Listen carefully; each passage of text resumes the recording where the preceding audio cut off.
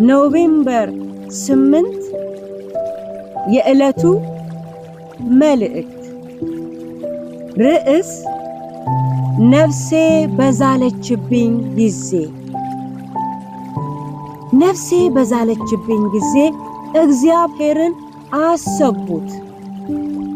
ጸሎቴም ወደ አንተ ወደ ቅዱስ መቅደስህ ገባች። ትንቢተ ዮናስ ምዕራፍ 2 ቁጥር 7።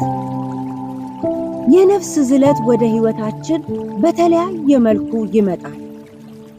እንዴት ሊከሰት ቻለ በማለት ምንጩን መፈለግና ትክክለኛ መፍትሄ መስጠት ደግሞ ተገቢ ነው።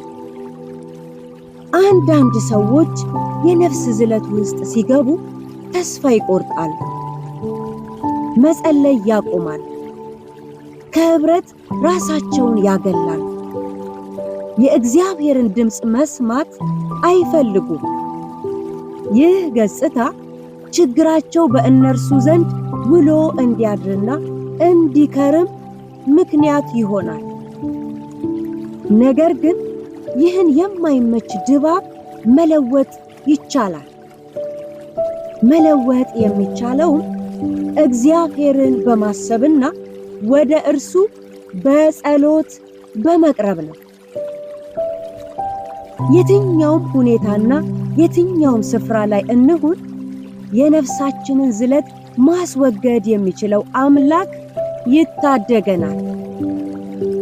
በነቢዩ ዮናስ ሕይወት ውስጥም የምንመለከተው ይህንን እውነት ነው።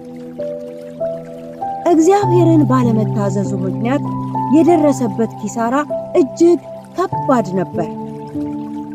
መታዘዝ ከሚያስከፍለው ዋጋ ይልቅ አለመታዘዝ የሚያስከፍለው ዋጋ ከባድ መሆኑን በነቢዩ መመልከት እንችላለን። የነፍሱ ዝለት ምክንያት እርሱ ራሱ መሆኑ ቢገባው፣ ነገር ግን ነፍሱ ከዛለችበት ጉዳይ ነፃ መውጣት የምትችለው የአምላክ ረድኤት ሲመጣ እንደሆነ ተረድቶ ደህንነት ከእግዚአብሔር ዘንድ ነው በማለት አወጀ። ዛሬም የምታልፉበት አስጨናቂና አስቸጋሪ ሁኔታ የሚለወጥ እስከማይመስላችሁ ድረስ ነፍሳችሁ በብዙ ዝለት ውስጥ ገብታ ከሆነ ነቢዩ የሚናገረንን መፍትሄ የእኛም እናድርገው። ያለሁበት ቦታ ለእግዚአብሔር ትድግና የማይመች ነው ብላችሁ አታስቡ። ነቢዩን ከባህር ጥልቅና ከዓሣ አምባሪ ሆድ ውስጥ ያወጣ አምላክ በስፍራ አይገደብም። ዛሬም በሥራ ላይ ነው። ያድናል፣ ይታደግማል። ዋናው ነገር የእናንተ ከእርሱ ጋር መስማማታችሁ ነው።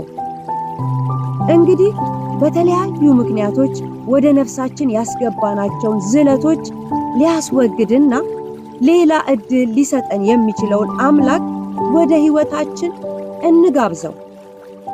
እርሱ ሁሉን ይችላልና።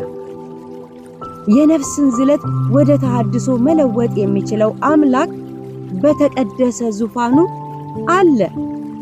ለእርሱ ክብር ይሁን፣ አሜን። አሰብሁት ነፍሴ በዛለችብኝ ጊዜ።